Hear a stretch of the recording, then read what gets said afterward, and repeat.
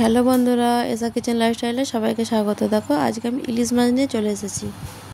মা, ইলিশ মাছটা দিয়ে আজকে ভাপা বানাবে?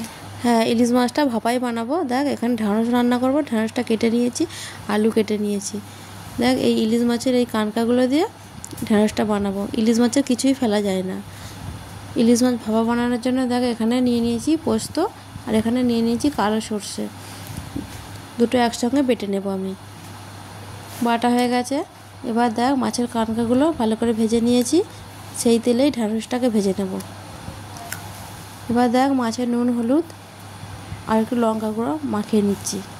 আগে থেকে লবণটা দিয়ে রেখেছিলাম, তাই জন্য দিইনি। এখন একটু সর্ষে পোস্ত বাটাটা দিয়ে দিয়েছি, দিয়ে এর ওপরে কাঁচা সর্ষের তেল দিয়ে দিয়েছি, দিয়ে ভালো করে ম্যারিনেট করে নিয়েছি। নিয়ে টিফিন বাক্সে মাছগুলো একটা একটা করে সাজিয়ে নিচ্ছি।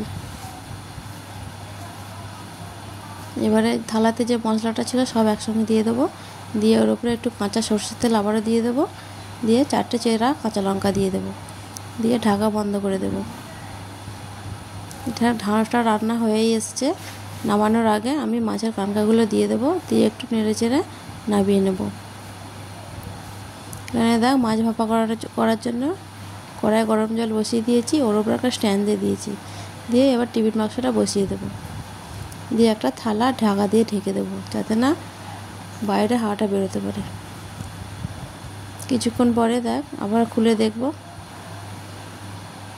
মাছ ভাপা রেডি হয়ে গেছে, নামিয়ে নিয়ে চলে এসেছি।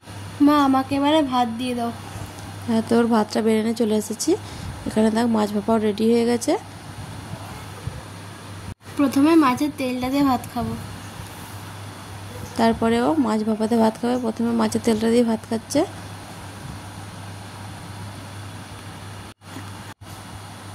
ভিডিওটা যদি ভালো লাগে বন্ধুরা লাইক শেয়ার কমেন্ট করো। ঢ্যাঁড়সটাও খুব সুন্দর হয়েছে। ইলিশ মাছ ভাপাটা